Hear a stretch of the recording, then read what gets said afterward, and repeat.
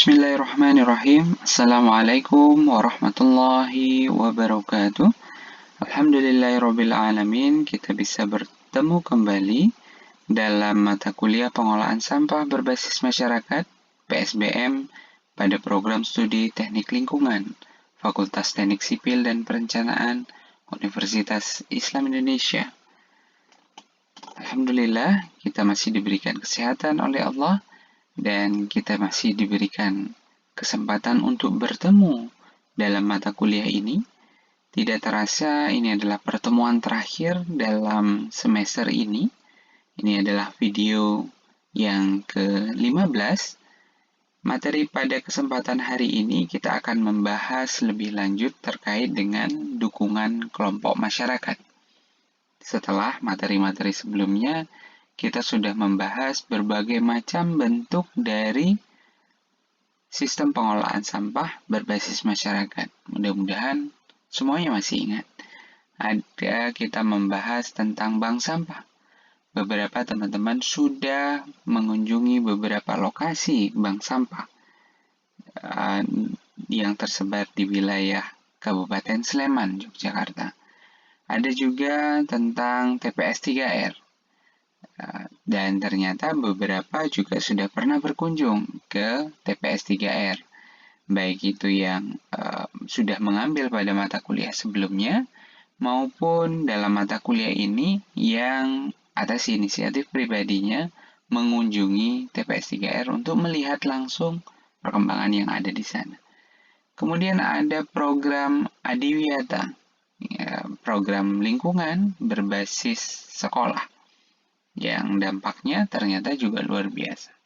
Kita juga sudah mempelajari ada program sedekah sampah yang secara sukarela dihubungkan dengan nilai-nilai religius agama sehingga bisa menumbuhkan kepedulian lingkungan, memanfaatkan berbagai macam sampah yang selayaknya dibuang tapi dikumpulkan sedemikian rupa untuk kepentingan berdonasi, beramal supaya bisa membantu sesama lewat program sedekah sampah. Kemudian pada minggu sebelumnya kita juga sudah membahas tentang program Pro Iklim yang dampaknya diharapkan global tetapi pelaksanaannya bersifat lokal. Kearifan lokal dijunjung betul dalam program tersebut agar program tersebut berdampak.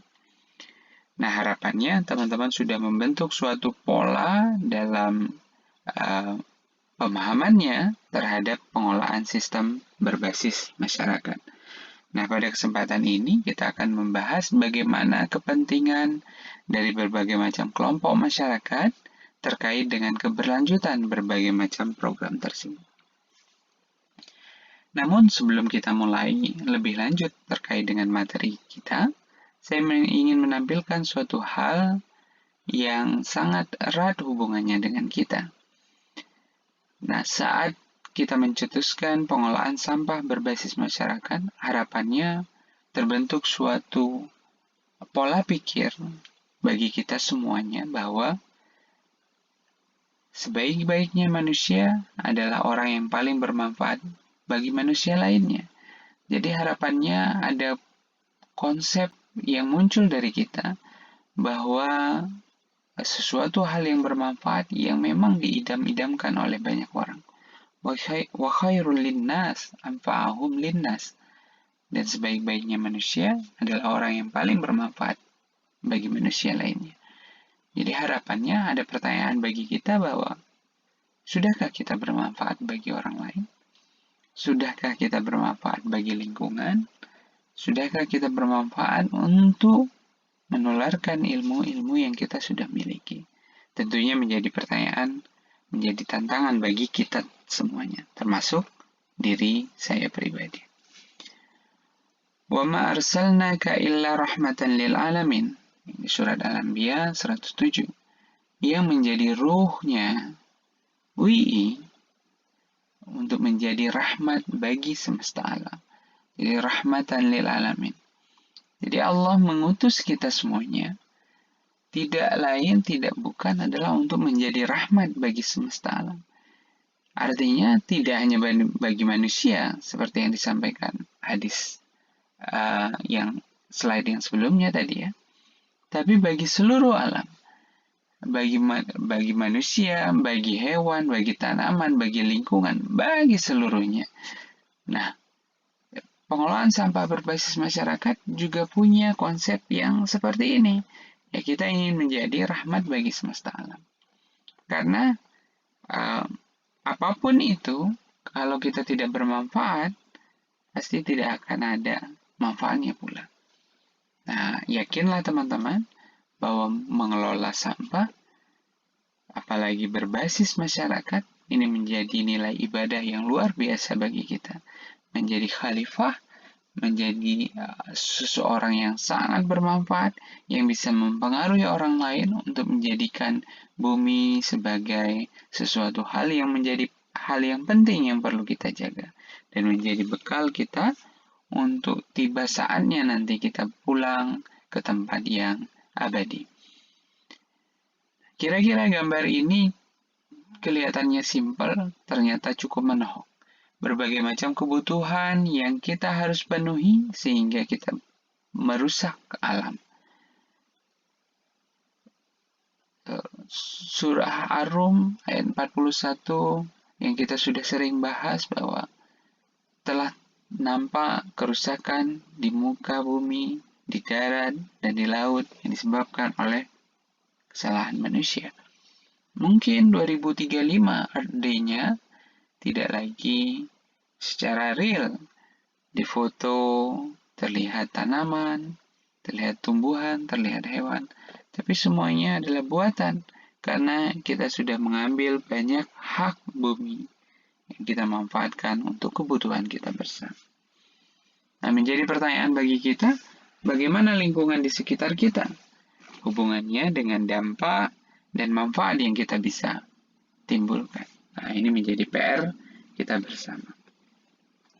Kita sudah bahas tadi berbagai usaha membangkitkan semangat masyarakat dalam pengolahan lingkungan, terutama pengelolaan sampah. Pasti tidak heran kita sering mendengarkan pernyataan bahwa di tempat saya belum ada bank sampah. Di tempat saya belum ada TPS 3R. Di wilayah asal saya tidak ada data tentang bank sampah. Tidak ada data tentang sodako sampah. Apakah memang tidak ada, atau kita tidak tahu, atau kita tidak mau tahu? Nah, kita bersama tidak perlu ribut lagi dengan data, tapi kita bertanya kepada diri kita sendiri. Mungkin hikmah dari kondisi seperti ini, kita memulai sesuatu dari rumah, mengerjakan sesuatu dari rumah, dapat menimbulkan suatu kreativitas dari kita untuk membangkitkan masyarakat yang ada di sekitar rumah-rumah kita. Mungkin bisa dalam hal membangun bank sampah, membangun TPS 3R, sedekah sampah, sekolah adiwiyata, kampung pro iklim, dan seterusnya. Tentunya semuanya ada mekanismenya. Nah, mekanismenya sudah kita jelaskan satu persatu dalam setiap aspek pengolahannya. Harapannya, keterkaitan antar program tersebut memiliki suatu tujuan utama, yaitu pengelolaan sampah yang lebih baik. Baik itu yang dilakukan oleh pemerintah maupun yang dilakukan secara murni oleh masyarakat. Jadi, jangan sampai setiap orang ingin membuat programnya masing-masing, tetapi memiliki visi yang berbeda, sehingga tidak pernah memiliki titik temu. Akhirnya, pengolahan sampah di Indonesia tidak akan pernah menemui titik solusi yang jelas, sehingga akan merugikan banyak pihak yang terlibat. Usaha yang sudah dilakukan menjadi tidak berdampak besar. Padahal, sistem pengolahan sampah berbasis masyarakat punya konsep jika dilakukan bersama, maka dampak yang dihasilkan menjadi lebih besar. Gambar ini menunjukkan suatu hal yang dilakukan bersama-sama, tetapi tidak memiliki visi yang sama, sehingga tujuannya tidak akan pernah sama. Akhirnya, programnya tidak bisa dinilai kebermanfaatan. Yang ada hanya saling menyalahkan. Bank sampah berjalan, menyalahkan TPS 3R. oh bank sampah enak ya, bisa mengelola sampah anorganiknya saja. Apalagi sampah yang diterima adalah sampah-sampah layak jual. Nih, kita pengelola TPS 3R. Semua sampah masuk ke kita. Tapi sampah-sampah yang layak jual sudah dipisah dulu, sehingga yang masuk kita hanya residunya saja. Ngolah kompos butuh waktu 30-40 hari. Ternyata setelah diolah, hasilnya juga rendah. Nilai jualnya juga rendah. Sudah rendah, sudah murah, ternyata tidak ada yang mau beli. Akhirnya apa? Saling menyalahkan. Nah, harapannya tidak ada sistem seperti itu. Walaupun kita paham betul sebagai mahasiswa, melihat langsung kegiatan-kegiatan yang ada di lapangan, harusnya kita bisa memberikan suatu solusi dari problem-problem yang ada di lingkungan. Nah, akhirnya dalam materi ini, saya mencoba untuk menampilkan suatu nilai kebermanfaatan dari sebuah kelembagaan dan dukungan keberlanjutan. Jadi sangat penting arti jadi dari adanya kelembagaan dan dukungan keberlanjutan. Kelembagaan ini apa? Kelembagaan ini adalah kelompok masyarakat yang menginisiasi, yang memulai ya, mengorganisir atau menggerakkan dan mengelola upaya adaptasi dan mitigasi. Jadi memang di sini ada adaptasi dan mitigasi karena saya ambil contoh program yang terdekat kemarin adalah program Proklim. Tapi tidak hanya Proklim, jadi hampir semua butuh kelembagaan, tidak bisa dikerjakan sendiri secara individu. Kalau dikerjakan sendiri secara individu, pastilah tenaganya, energinya, biayanya menjadi sangat besar. Namun, dampak yang dihasilkan belum sebesar usaha yang dikeluarkan tersebut. Jadi harapannya, jika ada kelompok masyarakat yang menginisiasi, mengorganisir, menggerakkan, dan mengelola berbagai macam program di suatu lokasi yang sudah dilakukan. Ini menjadi sangat penting. Nah, dukungan keberlanjutan adalah bentuk-bentuk dukungan dan pihak-pihak yang berperan aktif dalam mendukung upaya berbagai macam pengelolaan sampah berbasis masyarakat tersebut. Jadi, sudah ada kelompok, sudah ada lembaganya yang mengelola sampah berbasis masyarakat, tidak akan bisa berjalan sendiri tanpa dukungan dari pihak-pihak lain.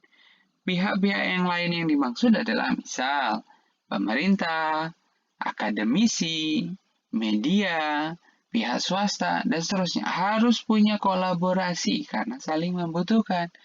Masyarakat butuh media supaya kegiatannya dapat diekspos. Diekspos bukan berarti harus ria, harus menampakkan, oh di sini sudah bagus ya, dan seterusnya. Tidak, diekspos itu punya banyak maksud. Salah satunya adalah lokasi lain yang belum memulai dapat melihat, membaca, mendengar, oh di sana ada suatu lokasi yang sudah berhasil mengelola sampah dengan konsep sedekah sampah. Kayaknya di tempat saya bisa nih kita adopsi yang dilakukan di lokasi yang sebelumnya. Nah, ada nilai replikasi yang bisa ditularkan di wilayah yang lain. Jadi, dukungan keberlanjutan sangat penting untuk mensinergikan program yang sudah direncanakan, organisasi yang sudah berjalan dengan pihak-pihak lain yang berkompeten di bidangnya masing-masing. Saling bermanfaat tentunya membuat dampak dari program ini menjadi lebih besar. Walaupun kita paham ada dinamika dalam kelompok masyarakat. Aktivitas ada dan rutin, tapi pembukuan dan pengarsipan kurang. Jadi ada kelompok-kelompok masyarakat yang jalannya sangat bagus, tetapi tidak pernah mendokumentasi, mencatat, administrasi, sehingga apa? Bantuan pun susah untuk masuk ke sana. Karena bantuan juga takut diberikan kepada kelompok yang ini benar nggak sih jalan? Padahal di lapangan jalan, tapi pencatatan yang baik tidak dilakukan. Jadi apa? Sangat penting suatu kelembagaan yang memposisikan dirinya dapat berkembang dengan baik. Jadi sebenarnya teori ini tidak hanya berkembang untuk pengolahan sampah berbasis masyarakat, Tapi kelembagaan apapun, kelembagaan kampus pun, jika tidak dilakukan diimbangi dengan kegiatan pencatatan yang baik, pendokumentasian yang baik, pastilah kegiatan ini tidak akan punya nilai positif bagi masyarakat di sekitarnya. Beberapa kelompok secara formal ada, tetapi kegiatannya hampir tidak ada, karena dibentuk demi memenuhi syarat turunnya program bantuan. Ini juga tidak heran, ada banyak kelompok seperti itu. Ada dan tiada, ya. Jadi secara formal ada bentuknya, koperasi, bank sampah, TPS 3R, atau apapun bentuknya. Tetapi ternyata aktivitas di lapangannya tidak ada. Memang program ini dibuat untuk menjaring pendanaan yang ada. Nah, ini luar biasa. Potensi korupsinya menjadi sangat besar dan butuh pengawasan dari kita bersama. Kelompok masyarakat yang tertib pembukuan administrasinya biasanya sudah dibina oleh pendamping selama beberapa waktu. Jadi butuh pembinaan. Dari mana? Dari pemerintah, dari akademisi, atau dari swasta yang mempunyai pendanaan sehingga dapat dimanfaatkan oleh masyarakat sebagai program pendampingan. Tidak semestinya lagi, tidak cocok lagi program bantuan tersebut adalah bentuknya uang. Tetapi program bantuan tersebut bisa dalam bentuk barang, bisa dalam bentuk pendampingan, bisa dalam bentuk sosialisasi, pelatihan, peningkatan kapasitas, dan seterusnya. Jadi tidak lagi masanya semuanya dalam bentuk uang. Kemudian ada lagi kelompok masyarakat adat yang masih kuat melaksanakan kearifan lokal dalam pelestarian lingkungan. Nah, ini nilai positifnya yang perlu diangkat. Jangan sampai program yang ada malah meruntuhkan kearifan-kearifan lokal yang sudah dipraktekkan oleh masyarakat. Kelompok masyarakat kota umumnya dalam lingkup kecil, RT, RW dalam kegiatannya. Ini bisa dioptimalkan dan bisa kita tidak semua lokasi dapat dilakukan dengan cara atau sistem yang sama. Jadi menjadi PR kita. Nah, struktur organisasi sangat penting juga dalam menjalankan sebuah sistem pengolahan sampah berbasis masyarakat. Apa itu struktur organisasi? Suatu susunan dan hubungan antara tiap bagian serta posisi yang ada pada suatu organisasi dalam menjalankan kegiatan operasional dalam hal mencapai tujuan. Organisasi menggambarkan dengan jelas pemisahan kegiatan pekerjaan antara satu dengan yang lain. Bagaimana hubungan aktivitas dan fungsinya dibatasi. Oh, kamu di bagian ini, tugasnya ini. Aku di bagian ini, tugasnya ini. Boleh saling overlap, saling membantu, tapi punya kewajiban, tanggung jawab masing-masing. Sehingga masing-masing individu di dalam struktur organisasi ibaratnya sebuah perahu, sebuah kapal yang fungsinya berbeda-beda. Ada yang mengayuh, ada yang mengarahkan, ada yang menghidupkan mesin, ada yang menjaga kestabilan, dan seterusnya. Sehingga struktur organisasi ini dapat berjalan dengan baik. Sehingga organisasi ini dapat berlabuh dengan selamat menuju tujuan akhirnya. Dalam struktur organisasi yang baik harus menjelaskan hubungan wewenang, siapa yang bertanggung jawab, atau melapor ke siapa. Siapa mengerjakan apa, dan setelah dikerjakan, dilaporkan kepada siapa. Sebagai bentuk langkah pertanggungjawaban organisasi yang baik. Setelah terbentuknya struktur organisasi ini tidak akan ada apa-apanya kalau tidak diimbangi dengan program kerja. Apa itu program kerja? Suatu rencana kegiatan dari suatu organisasi yang terarah, terpadu, dan sistematis. Jadi terarah ada tujuannya. Terpadu ada suatu konsep integrasi. Semua lini, semua bagian dalam organisasi. Dan sistematis, tersistem, tidak sporadis. Oh, saya pingin. Tidak akan jalan. Tapi dibagi, fungsinya ketua misalnya, membagi. Kamu duluan nih program yang jalan. Setelah program itu, karena ada program yang lain yang saling berhubungan, jalan lagi. jalan lagi, kemudian evaluasi, dan seterusnya. Jadi, dilakukan secara sistematis yang dibuat untuk rentang waktu yang telah ditentukan oleh suatu organisasi. Oh, saya buat sedapatnya lah, insya Allah ya. Nah, tapi kalau sudah seperti itu biasanya tidak jalan. Tapi harus ada timeline yang jelas dalam suatu organisasi tersebut. Nah, program kerja ini menjadi pegangan bagi organisasi dalam menjalankan rutinitas atau aktivitas organisasi. Program kerjanya juga digunakan sebagai sarana untuk mewujudkan cita-cita organisasi. Jadi program kerja menjadi hal yang sangat penting dalam sebuah organisasi. Jadi kalau merencanakan bank sampah, walaupun kegiatannya kelihatannya itu-itu saja, tapi tetap punya program, rencana program. Oh, saya akan sosialisasi di rumah ini. Kapan waktunya? Setelah sosialisasi ini, saya akan evaluasi. Kemudian lanjut lagi, sosialisasi di rumah yang itu. Setelah program itu, dievaluasi lagi. Oh, ternyata tidak efektif ya. Gimana caranya? Oh, habis itu saya perlu rencanakan. Berarti ada kegiatan sosialisasinya door to door. Satu rumah, satu rumah, satu rumah.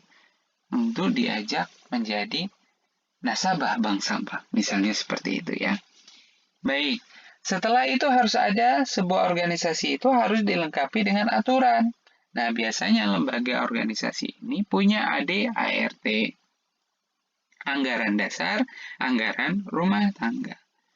Jadi, ada aturan yang mengatur kapan, bagaimana, mengangkat ketua, memilih anggota, berapa lama masanya, tujuannya apa, logonya bagaimana, organisasinya bentuknya apa, fungsi, tugasnya, melapor ke siapa, dan seterusnya. Jadi berbagai macam aturan-aturan yang dijalankan dan juga ditaati bersama.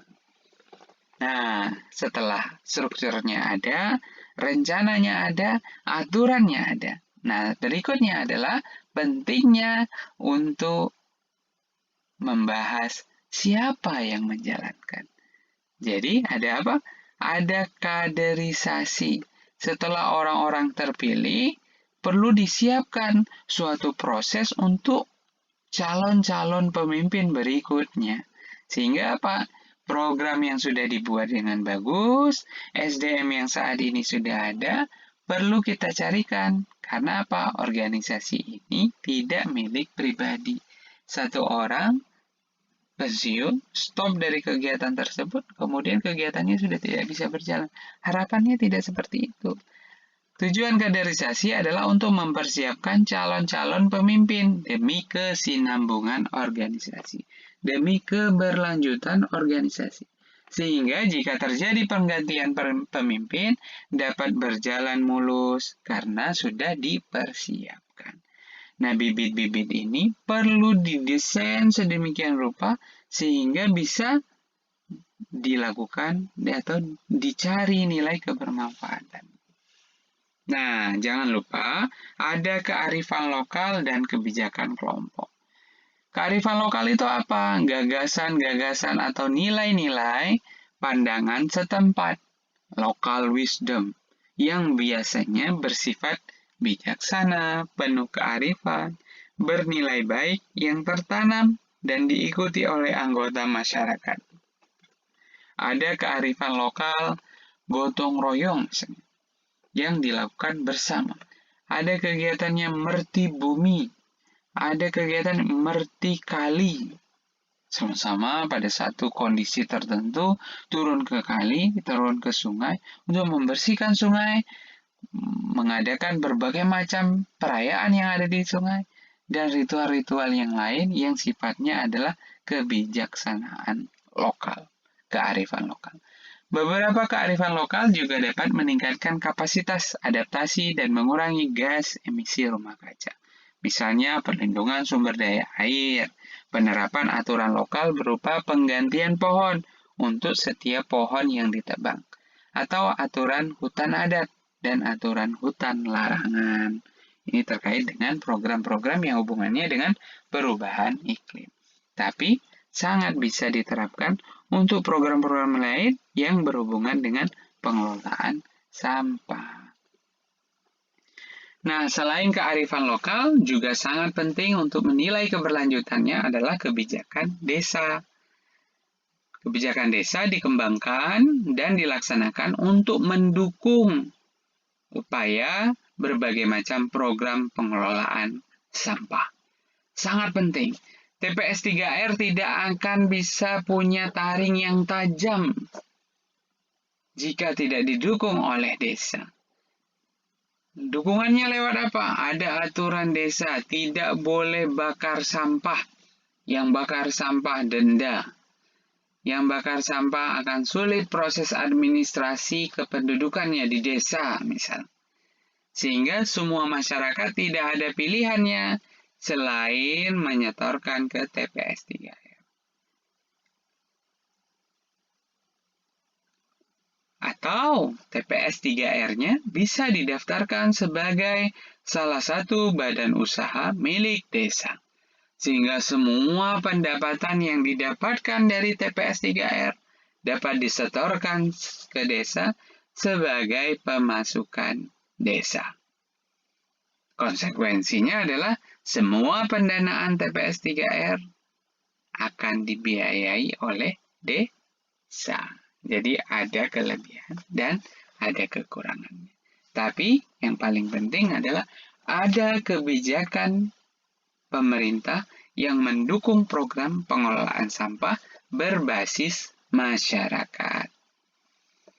Selain kebijakan desa, berarti di atasnya lagi ada kebijakan nasional, kebijakan kecamatan, kabupaten, kota, provinsi, dan hingga nasional. Tapi jangan khawatir, untuk nasional, berbagai macam pengelolaan sampah berbasis masyarakat sudah didukung. Ada Permen LH nomor 13 tahun 2012 tentang bank sampah.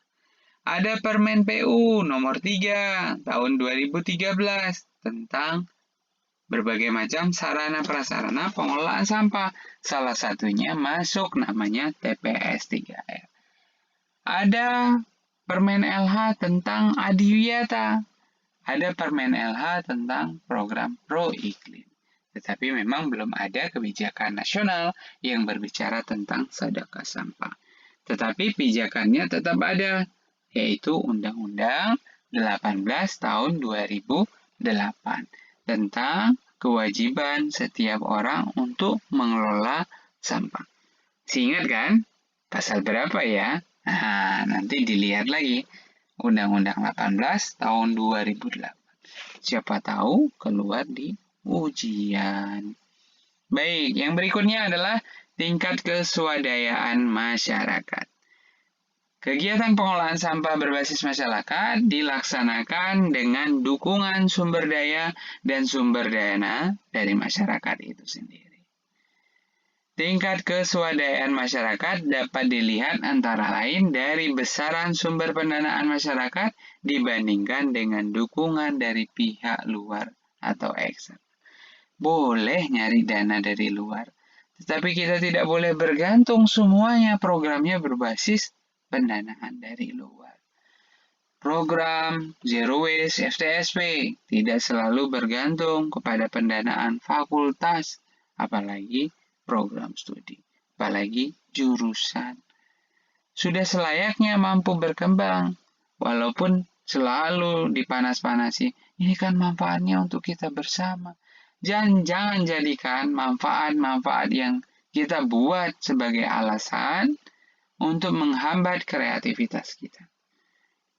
Jadi kalau ada pendanaan yang dimiliki oleh masyarakat sendiri, kreativitasnya kita akan muncul. Bagaimana mengarahkan masyarakat yang sangat sulit sekali untuk mengeluarkan uang. Tetapi mereka dibuat secara tidak sadar untuk bisa mengeluarkan uangnya. Tidak selalu dalam bentuk uang. Ada yang berbentuk barang, ada yang berbentuk menyajikan minuman saat pembangunan bank sampah. Mengeluarkan berbagai macam kue-kuean, minuman, es teh, es kelapa, SS yang lain. Baik ya, mudah-mudahan bisa dipahami. Nah, sistem pendanaan berikutnya adalah secara mandiri dikembangkan untuk mendukung kegiatan yang dapat meningkatkan kapasitas pengelolaan sampah berbasis masyarakat. Misalnya dari usaha bersama atau dari iuran anggota. Jadi bisa dipahami ya, tidak seluruhnya kita harus berpangku tangan, terutama tentang masalah pendanaan. Nah, berikutnya partisipasi gender ini sangat sensitif, di mana-mana ngomongin gender, emansipasi wanita dan seterusnya. Gender didefinisikan sebagai perbedaan sifat, peranan, fungsi, status antara laki-laki dan perempuan, bukan berdasarkan pada perbedaan biologis, tetapi berdasarkan relasi sosial budaya yang dipengaruhi oleh struktur masyarakat yang lebih luas. Partisipasi gender ini berdasarkan kelompoknya, ada kelompok bapak-bapak, kelompok bapak-bapak ronda, kelompok arisan bapak-bapak, ada enggak ya? Nah, mungkin ada ya. Kelompok bapak-bapak sehat atau apa. Kelompok ibu-ibu sih biasanya ada ya. Ibu-ibu pengajian, ibu-ibu PKK, ibu-ibu arisan, ibu-ibu RT, ibu-ibu macam-macam. Kelompok remaja juga ada Karang Taruna, ada kelompok remaja masjid, kelompok remaja apa lagi ya? Tergantung daerahnya masing-masing. Ada kelompok anak-anak juga iya. Nah, ini semakin terkikis kelompok-kelompok ini seiring dengan perkembangan teknologi dan waktu. Tidak semuanya lagi sempat untuk beradaptasi dengan kelompoknya, sehingga semuanya penuh memenuhi aplikasi yang ada di handphonenya masing-masing. Sibuk menggunakan handphonenya masing-masing.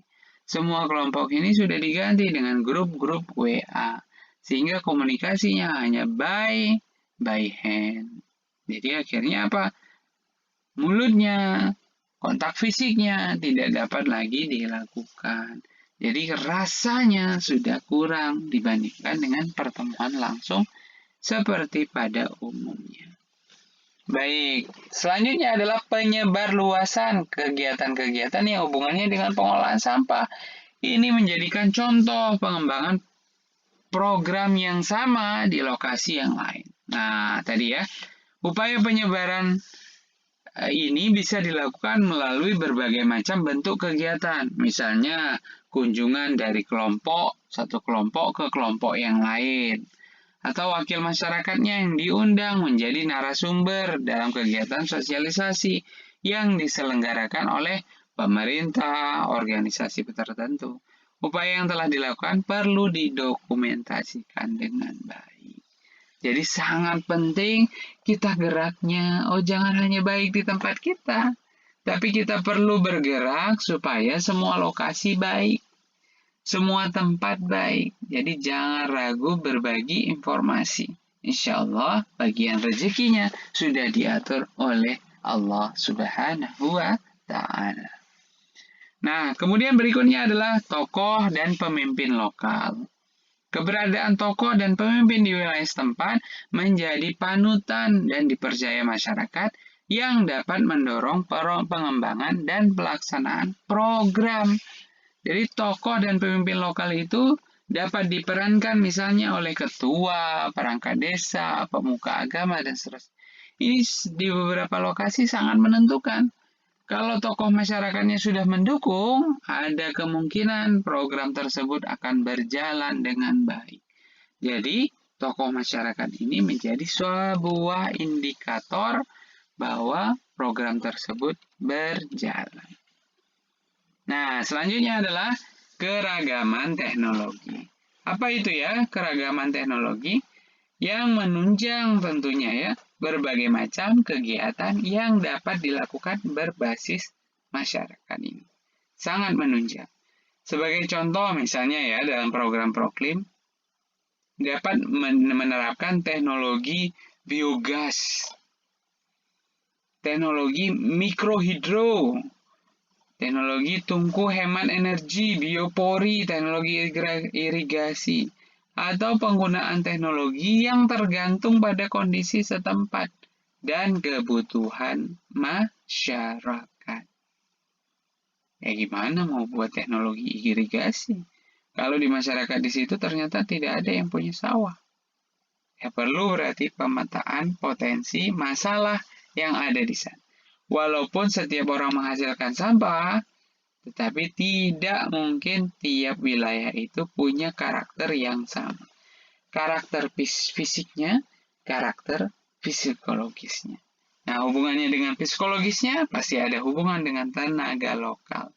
Jadi, manfaatkan tenaga lokal semaksimal mungkin dalam kegiatan pengelolaan sampah berbasis masyarakat. Berbagai macam yang dapat dilakukan, baik itu yang memiliki kompetensi khusus maupun yang tidak. Tetapi kalau yang tidak berarti harus ada pelatihan untuk meningkatkan soft skill-nya. Kalau tidak, ya mereka tidak tahu. Ini kan sesuatu hal yang baru dilakukan.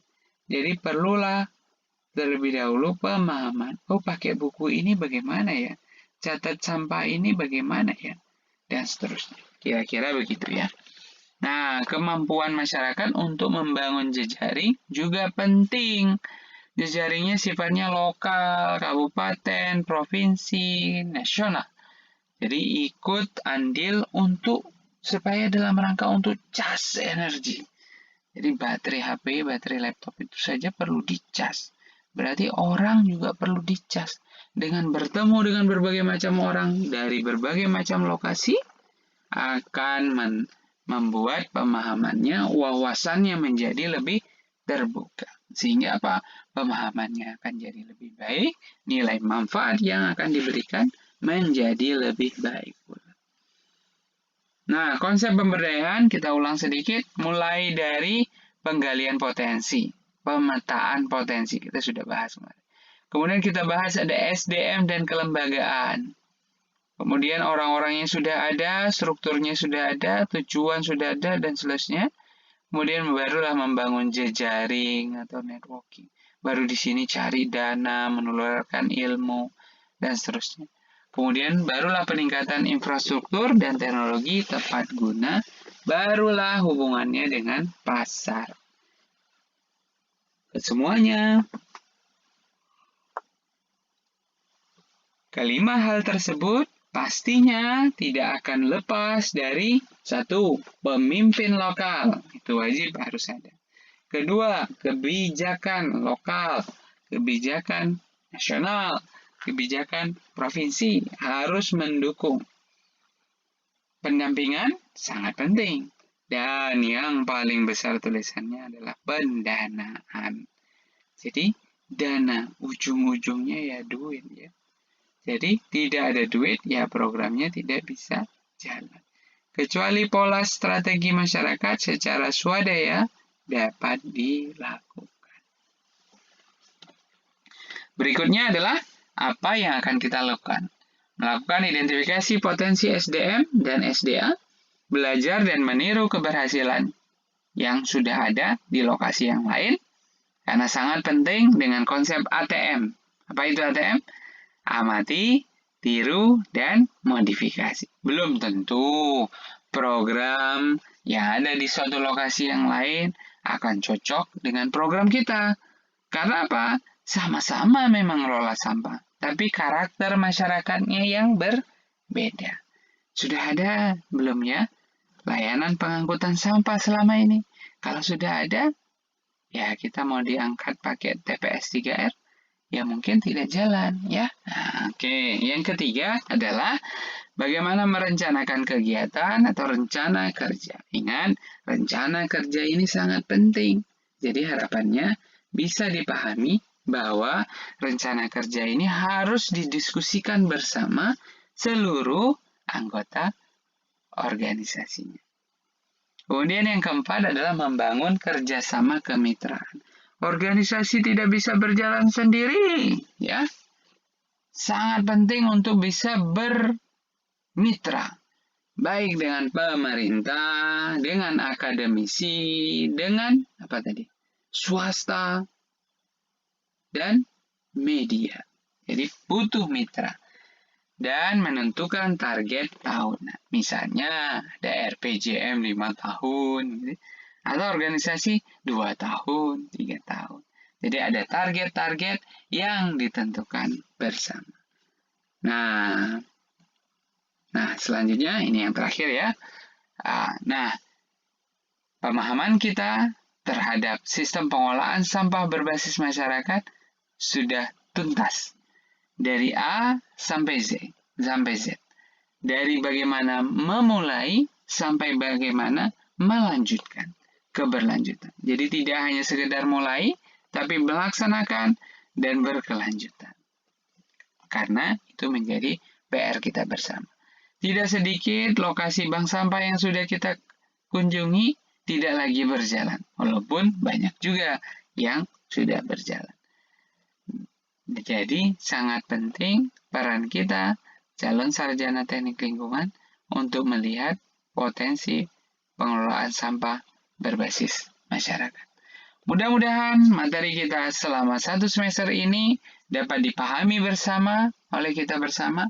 Tentunya banyak kekurangan, banyak sekali materi-materi yang mungkin di luar ekspektasi dari teman-teman semuanya. Saya pribadi selaku dosen pengampu dalam mata kuliah pengolahan sampah berbasis masyarakat ini, memohon maaf, mudah-mudahan materi ini dapat diterima dengan baik, ada manfaatnya buat kita semuanya. Dan kita menjadi punya potensi untuk dapat menerapkan sistem pengolahan sampah berbasis masyarakat. Untuk absensi kelas pada kesempatan hari ini, saya ingin teman-teman semua menuliskan apa yang dirasakan terhadap berbagai macam materi, baik dari awal sampai akhir dalam mata kuliah pengelolaan sampah berbasis masyarakat. Itu yang pertama.